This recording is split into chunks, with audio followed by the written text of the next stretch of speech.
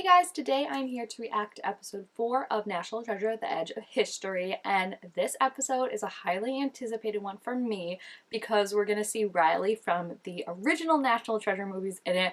And I don't know about you, but I feel like Riley Poole was one of my first ever fictional crushes, right? I feel like it was just that combination of nerdy sarcasm, geekiness, and I just remember falling in love with him even though I was probably 10 at the age and just being like, he's so cute. So I'm excited that he's gonna be back because he's definitely probably my favorite character from the National Treasure movies. I just love him so much. So getting to see him on the show and it connecting to the broader National Treasure world is really, really cool, and I'm just excited to check it out.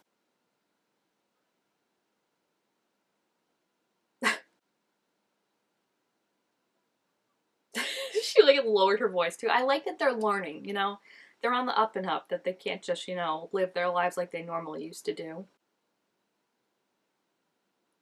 Oh, cupcakes.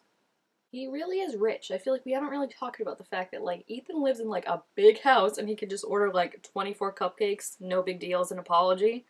Ethan's rich. Here is our man. Yes, look at the upgrade. I forgot in National Treasure 2 he was rich from his book, and it clearly seems like that has just been on the up and up, right? Since then, it's you solved one treasure, okay, that's cool. You solved 2 treasures, people are gonna start listening to what you have to say.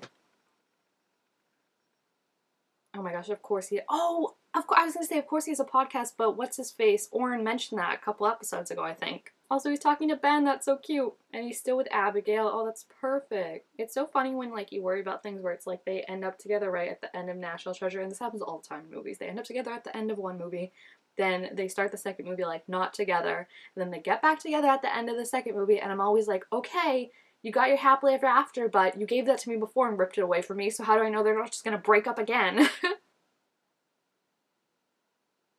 I don't think anyone's ever said that before. They're good because they have Oren. Okay, that's rude.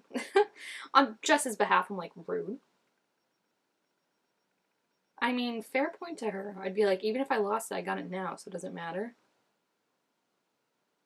Oh. Wait, her brother wasn't Nate, was it? They're talking about someone else, correct? Oh, so she doesn't work for Salazar. Salazar's this other person. Interesting. Okay, this is cool because this is what I've been wanting to know. Who does she work for? And it's a board of, I don't want to say treasure hunters because black market antiquity dealers probably is the better word. Oh my gosh, I forgot someone's a snitch. Someone's a snitch and it makes me so angry. Also, screw all these old men for judging her for losing it when, she's the one out there doing it and she's the one that found the stuff. I mean, she didn't find the third clue, she just got it sent to her, which is kind of cheating if I'm gonna be honest, but I'm just saying in terms of, where I rank, it's Jess first, then Billy, then these old guys who have done nothing but complain and judge, and it's I don't see you out there risking your life. So cool. Not to be with Oren, but I'm freaking out right now too. I want to ask him to sign my books at a funeral, but I feel so many ears could be on them right now and she's just saying this. I'm very worried. I was he's retired, he's so young.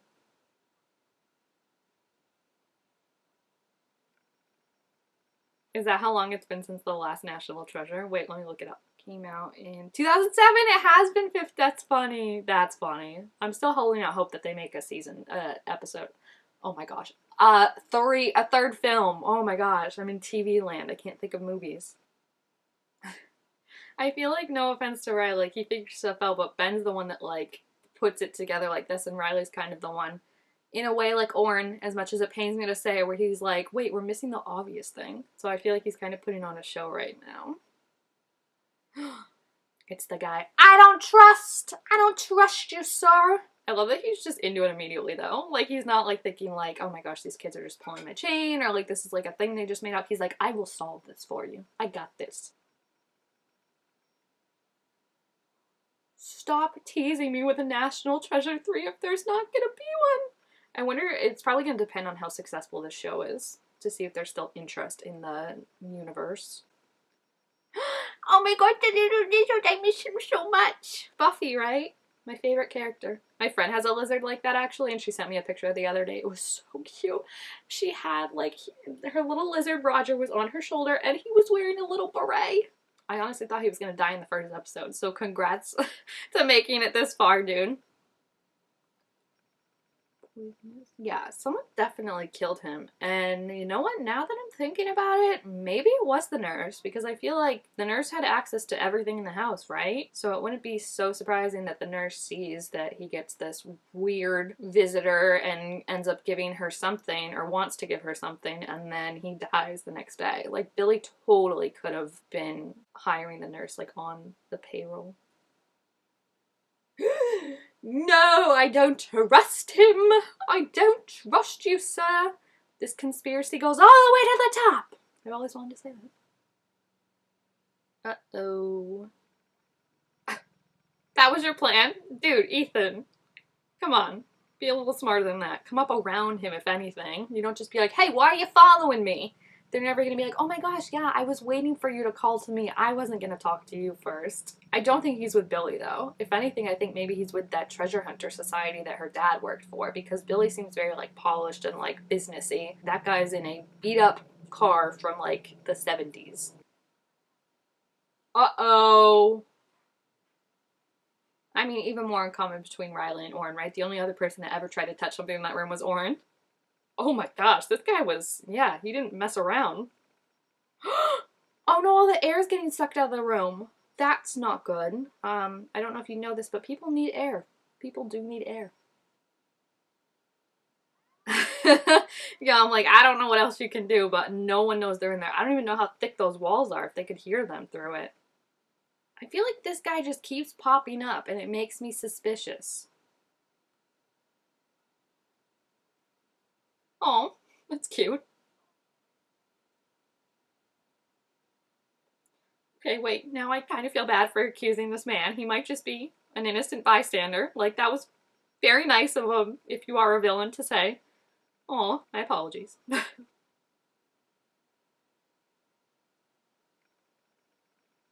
Cute.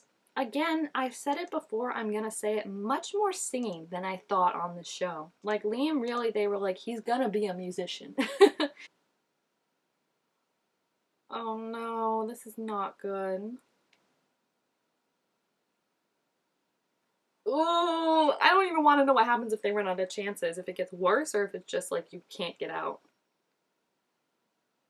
I love how everyone knows this passcode now. Like, it's so super secret and everyone's just like, beep, boop, boop. There's gotta be a fail safe though, right? Like, you can't get in there? Like, how do you get the bodies out when they suffocate? Yikes. Is there a number on it? I can't even see. Oh. Gosh, these poor people. This is like the worst escape room ever. Could you imagine if an escape room was like, yeah, we're gonna suck the air out of the room each minute that goes by and you don't solve it? Yeah, but I mean, it could be anything in this room and they're running out of oxygen and like that's making it harder to think.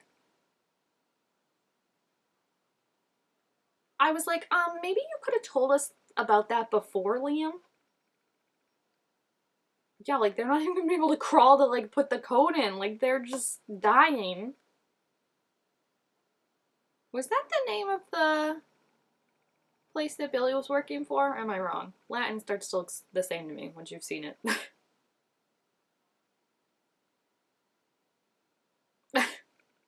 That's, she's so used to being able to solve it immediately that 3 days she's like, dang it. That's why they work so well together. Oh my gosh, I love this. We're gonna like figure it out. Is that Sacagawea? Oh, okay. That's kind of good, right? Because she helped with like Louisiana and stuff. So isn't that pretty close to Georgia? Unless my geography's bad. They're gonna need like oxygen afterwards too, right? Like I feel like it doesn't just, not just like a switch that flips back on. Riley's like, step back, I've got this. That's so cute. Stop it. I love this. Come on. Whew, like I said, though, we do have to get them some oxygen masks. Like, I don't think it's just like you get back. Ethan and Liam both go, well, I guess everyone kind of went for her. Sorry, Riley. Oh, Oren went for Riley. That's cute. They're like, really? Come on. All right, thank you. Thank you. Again, sometimes I agree with him. Thank you. Look at him putting it together. I love it. Oh, she's so proud of him too. I'm full shipping them. Like, I do not think he's the snitch. I think that's too obvious. I think they would have showed him actually snitching. Thank you. Okay, Ethan. Like, yeah, let's roll. You're just mad because you aren't, like, puzzling wavelength with her right now. You're being a real Debbie Downer, Ethan, okay? I'm just gonna say it. Oh, Elvis, right? Yeah. Oh, that's so cool. So he gave someone the clue. Yeah. Okay, I was right with Louisiana, I think. That makes me feel better. I'm not great about geography, so that made me feel better. Already? Oh my gosh. Oh my gosh. That is so cute. It's gonna be bad when she thinks he's the mole. Like, this is gonna hurt. Now cut to Ethan watching them, please. Camera 2. Camera 2, thank you. Thank you. I swear the producers of The Bachelor produced this.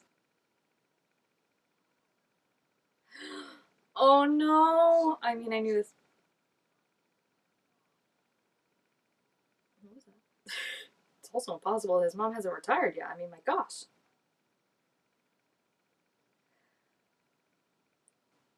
Oh no, she's gonna blame him because he was the only one in there. And they just kissed. And he's so.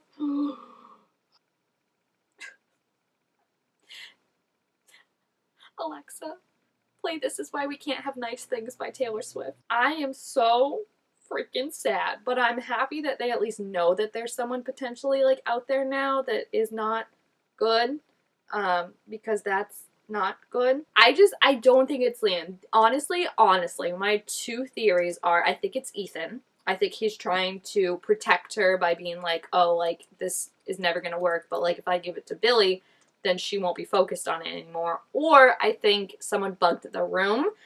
That I think I lean a little bit more towards, only because I don't understand like how they got it so quickly. Like, they showed us them listening to it in the room and then like Billy immediately got it, and I feel like it would have taken time to get it to Ethan. But I also feel like it would just be, it would kind of align with Ethan's character, and I think also show why Ethan and Jess don't work as a couple, because he'll always be trying to protect her and like not, you know, when like you're overprotective of like you're not listening to what she actually wants and you're just too focused on like what you think is best, and like, oh, she doesn't get it but I'll help her.